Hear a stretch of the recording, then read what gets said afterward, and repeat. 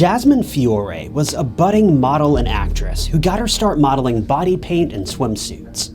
At just 28 years old, she'd made quite a name for herself, appearing in shows all around the Las Vegas area. And she even had a brief stint on a VH1 reality TV show. But in 2009, Jasmine's career met a sudden and tragic end when she disappeared on the evening of August 14th. Within hours of her disappearance, investigators found her remains stuffed inside of a suitcase and abandoned inside of a dumpster. The state of her body was humiliating, to say the least. In fact, the perpetrator had been so brutal that Jasmine could only be identified by the serial numbers on her breast implants. But who could have done something like this? Well, detectives have a very clear idea of who the perpetrator was, and they even pressed charges against him. But for a shocking and rather unexpected reason, the man was never arrested, even though the case would go on to change the face of reality TV forever.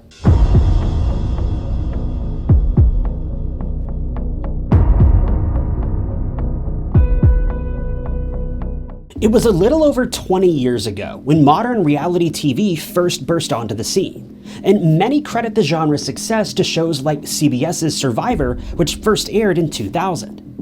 After Survivor, which saw a successful launch, series like American Idol, The Bachelor, and The Osbournes weren't too far behind. By 2005, VH1 had really begun to cash in on the new craze of reality television, and soon enough, they launched the series Megan Wants a Millionaire.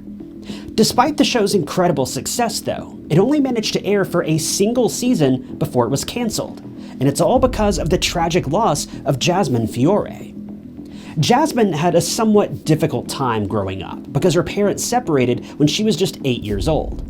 This meant that her mother was forced to raise young Jasmine all on her own, living in Bonnie Doon, California. We all know how expensive it can be to live in California, so it goes without saying that the two likely struggled quite a bit. As Jasmine grew a bit older, she found that she had a love for playing football. Regardless of how inclusive the sport is these days, this was a bit unusual for a girl of Jasmine's size and stature to play such a demanding sport at that time in history.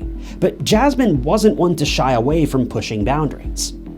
As she entered her teenage years, Jasmine found a job at a local grocery store, but all the while, she wanted to pursue her dreams of becoming a model.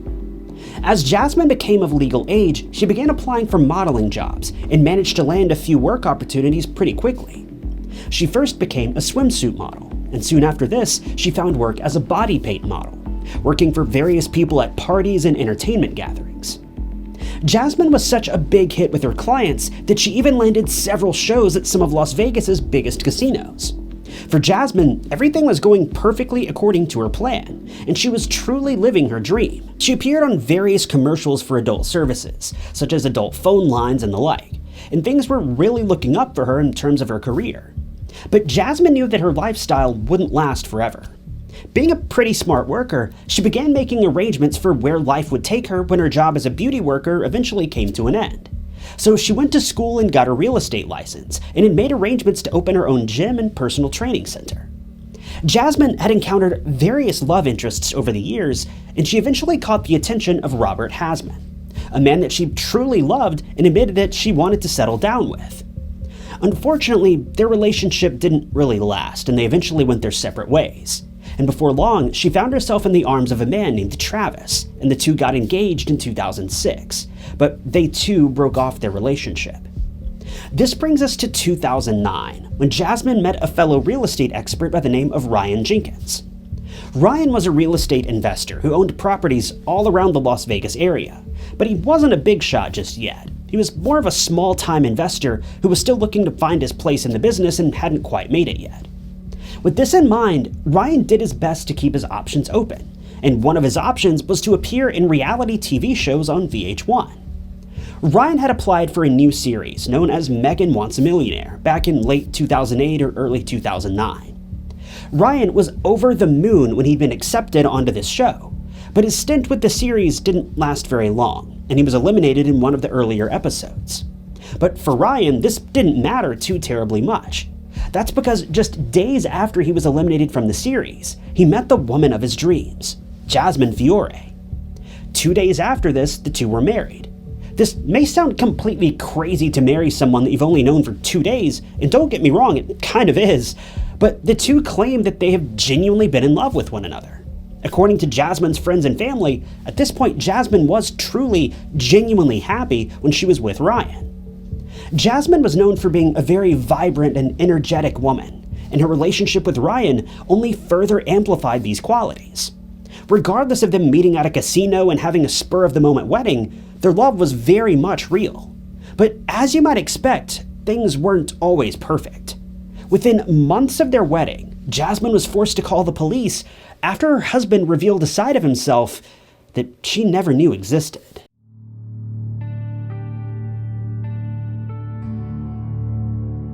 In June of 2009, just 3 months after Jasmine and Ryan were married, it's rumored that Jasmine had been stepping out of her marriage behind her husband's back. Jasmine had been speaking with her former fiancé, Travis, and the two had met up at what appears to have been some sort of party. At this event, Jasmine and Travis kissed, and this caused Ryan to flip out, and understandably so. But what isn't quite so understandable is Ryan's reaction to learning about this. Now, I don't know if Ryan walked in on the two or if someone told him what had happened, but Ryan sprung into action right away, and he and Jasmine got into a very heated argument. Travis admitted to what had taken place, and soon after, Ryan punched Jasmine and caused her to fall into a nearby pool. The police were called and charges were immediately filed against him. Ryan was then set to appear at trial in December of 2009, but the two reconciled soon after all this unfolded, and before long they were back on the same page again, but their marriage would never be the same after this. Lisa, Jasmine's mother, claims that Jasmine and Ryan fought constantly. The main reason for their argument was that Ryan claims that Jasmine was never willing to let go of her former boyfriends, and for all intents and purposes, this seems to have been true. Ryan felt that if they'd broken up, that should be the end of it, but Jasmine didn't feel that way. Needless to say, Ryan was a very jealous man, but strangely, some of Ryan's jealousy and some of his fears seem to have been somewhat justified. According to Ryan's father, Jasmine had been sneaking around behind his back for months. His father claims that Ryan had told him about multiple occasions in which Jasmine would leave for multiple days at a time and never tell Ryan that she was leaving, nor tell him where she had been for all this time. Now, what we don't know is whether or not this all came about after the two had the altercation at the party, or if this was taking place when the two were supposedly on good terms. If this all happened right after they separated after the party, then I totally get it. Jasmine needed space, and the last person she wanted to be with was Ryan. But if this was all going on while the two were on good terms and happily married, then you have to admit Ryan wasn't being too unreasonable by wanting to know why his wife had been missing for days at a time. Worse yet, according to Ryan, when she would return, she would repeatedly lie about where she had been, but Ryan had never explained how he knew she was lying. To make things even more confusing, Jasmine reportedly told her mother that the two had annulled their marriage in May of 2009, just 2 months after getting married. But after multiple searches of public records, there's no proof that this statement was true. By all means, the two appear to have been married when all of this was going down. This all brings us to August 14th of 2009, the night that the lives of Jasmine and Ryan would change forever, and the same night that Jasmine's final hours were captured on CCTV, and the night that would alter the course of reality television for the rest of history.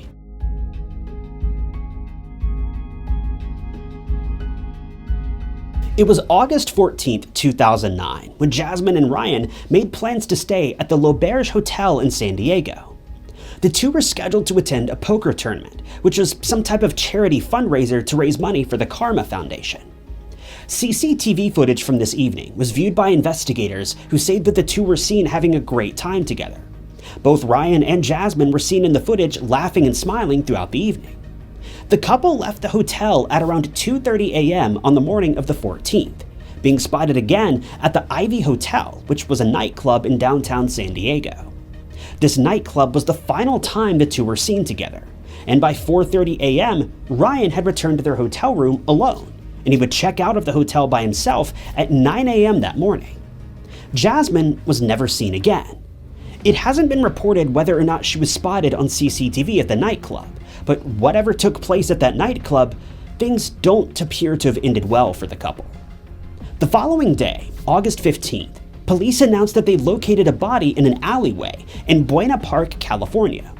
The person had met a very, very terrible end, and detectives say that all of their teeth had been removed, as had all of their fingers, making identification incredibly difficult. Whoever had placed this body here, they didn't want this person to ever be identified. The only thing police were able to determine was that the remains were female, and they'd been crushed inside of a suitcase that was far too small. Later that day, Ryan reported his wife missing. He told police that he had last seen Jasmine around 8:30 p.m. on August 14th at their home in Los Angeles. He said that the two had attended the aforementioned charity poker tournament, visited some bars, then they'd returned home, where Jasmine dropped him off and headed out to run some errands. After this, he never saw her again. What's never been explained is why Ryan thought this disappearance, out of all the other times Jasmine had up and vanished, was suspicious. If you remember, Jasmine was known for disappearing for days at a time, but in this particular instance, he reported his wife missing less than 24 hours after she had vanished. This has never been fully explained, but investigators had reason to believe that there was much more to Ryan than meets the eye.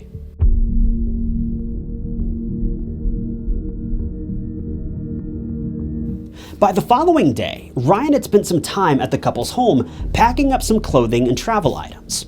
He was seen leaving their penthouse on August 16th at around 9 a.m. He then headed straight to Nevada to pick up his boat, but this wasn't the story that he shared with police when they reached out to him later that same day. He told them that he'd been in Utah and was heading to Canada to resolve some immigration issues. Around this same time, investigators had made some progress on the body that had been discovered in the dumpster. Despite the fact that the perpetrator had gone to such great lengths to conceal the identity of this person, the remains were identified just days later on August 18th. As the coroner was examining the body, he noticed that the woman's breasts appeared to have been altered, and he believed she may have purchased implants at some point, and this assumption was correct. During an analysis, the coroner removed the implants and was able to read the serial number that had been printed on them. The serial number tied them directly to Jasmine Fiore. The coroner was able to determine that Jasmine had lost her life within just a few hours of her body being found. But things got much worse from here. Police were soon alerted that a white Mercedes had been found abandoned in a parking lot in West Hollywood. This discovery was made less than a mile from the home that Jasmine and Ryan shared in Los Angeles. When the car was searched, it was found that it too belonged to Jasmine. But what made this discovery so disturbing is that the inside of the car was covered in a significant amount of evidence. Red stains were found everywhere in the car, and there were even signs that Jasmine's hair had been pulled out. Police then reclassified the case, officially labeling it as a homicide investigation. At this point, police wanted to speak with Ryan about his whereabouts around the time that Jasmine had vanished, but he was nowhere to be found. The following day, on the 19th of August, Ryan called his father from Vancouver, proving that he did eventually make it to Canada as he had told investigators he would. It was during this phone call that Ryan's father informed him that police were looking to speak with him, and that they'd found Jasmine's body, and that they had reason to believe she'd been the victim of a homicide. At this point, police were actively searching for Ryan. For one reason or another, they firmly believed he was behind the crime, and a manhunt soon followed. Before long, investigators received a tip that Ryan's black BMW SUV had been spotted heading towards the US-Canada border while towing a boat.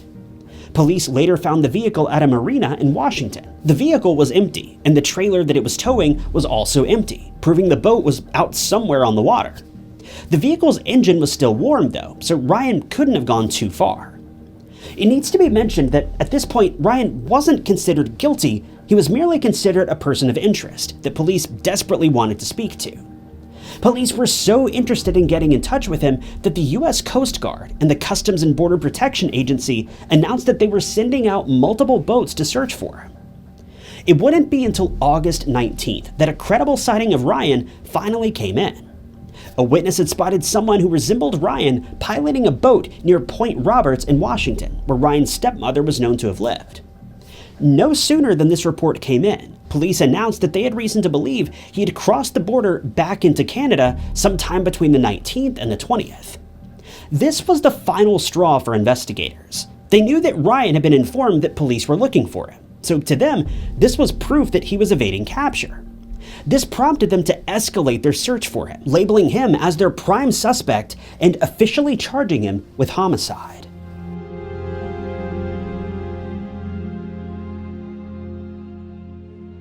It was August 20th when Ryan arrived at the Thunderbird Motel in British Columbia, Canada. He arrived with a young woman who the motel worker described as attractive, young, and very calm. The two paid for 3 nights at the hotel, and the manager didn't find them even the least bit suspicious. When police investigated the identity of the woman that Ryan was seen with, they quickly realized that it was his half-sister, Elena. The motel manager noted that he'd spotted Ryan walking out front of his room on August 21st, looking extremely exhausted. He said that he looked so disheveled that even though he was aware of the manhunt for Ryan Jenkins, he didn't recognize this as being the same person. By 11:30 a.m. on August 23rd, the manager noticed that Ryan had never checked out of his room, which had been booked under Elena's name. The manager then asked his nephew to go check in on him and make sure that he had left, but that's when he walked in on yet another crime scene. When the nephew opened the door to the room, he found Ryan's body hanging from a clothes rack by a belt. He had taken his own life. A note was never found at the scene of the crime, but investigators would later find one on Ryan's computer, dated to August 20th. The contents of this letter have never been made public, and unfortunately, this means that Jasmine's case, to this day, has never been solved. But this is far from the end of the story. Police very firmly believe that Ryan was the one who took Jasmine's life. In fact, they're pretty much certain that this is true. They have no other people of interest, and it's pretty clear to see that Ryan was struggling with some pretty serious guilt in the final days and hours of his life. After Ryan lost his life, police began to look more closely into his past, and VH1 did the same thing. VH1 being the company that invited him to appear on Megan Wants a Millionaire. According to VH1, they always conduct a background check on every star that appears on one of their reality TV shows. They claim that Ryan's background check came back perfectly clear. But a subsequent check revealed some interesting information. As it would turn out, back in 2007, Ryan had been investigated for assaulting a woman in Calgary. The production company behind Megan Wants to Be a Millionaire reiterated that he would never have been allowed onto the show if they'd been aware of this. VH1 explained that they employ a third-party private investigative firm to conduct all of their background checks. But these checks are limited to crimes that occurred within US borders, and Calgary is obviously located in Canada. So the information of this crime never made it to VH1. But what makes things even more interesting is that this third-party company, Collective Intelligence, announced that they hadn't actually been the ones to conduct the background check. Since Ryan was originally from Canada, they had outsourced the background check to another company known as Straight Line International. In the wake of the allegations against Ryan, Collective Intelligence sued Straight Line International for breach of contract, claiming that the company was fully aware of Ryan's violent history, but never reported the history to Collective Intelligence or VH1. Collective Intelligence would eventually lose trust with its primary clients, Viacom, NBC, and ABC, and Straight Line was forced to pay Collective Intelligence over $800,000 in damages. But things are still about to get even crazier, if you could even imagine.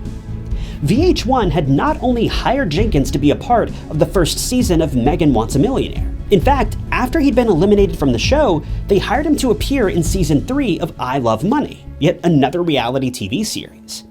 Now, I've never seen this show, but the Wikipedia article about the series says that the show involved contestants competing in various physical and mental challenges, with the hope of winning a $250,000 grand prize. As it would turn out, Ryan Jenkins actually won the 3rd season of the show.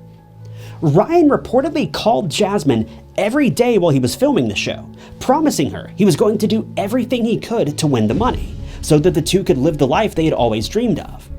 But it was also reported that throughout the duration of him filming the show, his calls to Jasmine grew progressively more and more aggressive with each passing day, and it became clear that he was growing suspicious of Jasmine while he was gone, and feared that she may have been cheating on him. And upon his return from filming, if the rumors about her involvement with her ex-boyfriend are true, he may have been right, and this may have been his motive for ending Jasmine's life.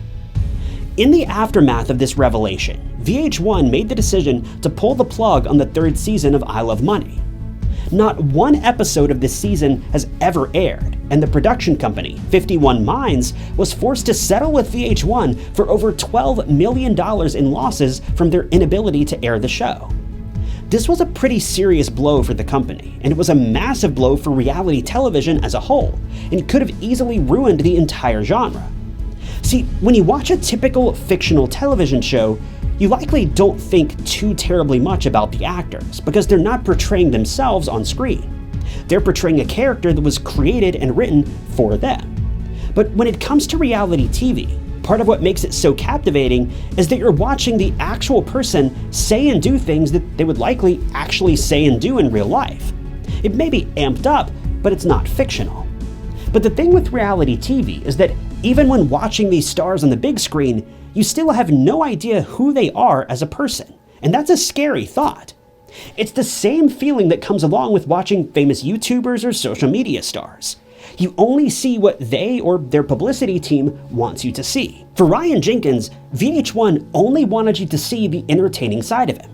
For the most part, these companies couldn't care less who these people are behind the scenes, and Ryan was no exception.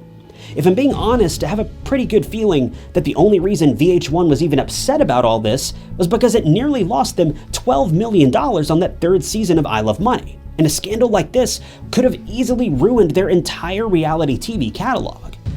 When speaking with Mark Cronin, the co-founder of 51 Minds, the main production company behind many of VH1's most popular reality TV shows, he explains that the loss of Jasmine Fiore has cast a shadow on the reality TV genre as a whole. He said that the crimes of Ryan Jenkins have given him new perspective when he's selecting contestants for future reality TV shows, saying that he trusts his gut a lot more these days, suggesting that he had a gut feeling that something wasn't right about Ryan, but chose to bring him on the show anyway. Further proving my point that, for the most part, these companies don't care about these people or who they really are as a person. Another producer spoke up and said that he would rather have a gut feeling about someone, exclude them from a show and be wrong about them, than end up with another situation like Ryan Jenkins. The producer for another reality TV series, Big Brother, has even stated that these days, many studios who conduct background checks no longer even take into account their budget.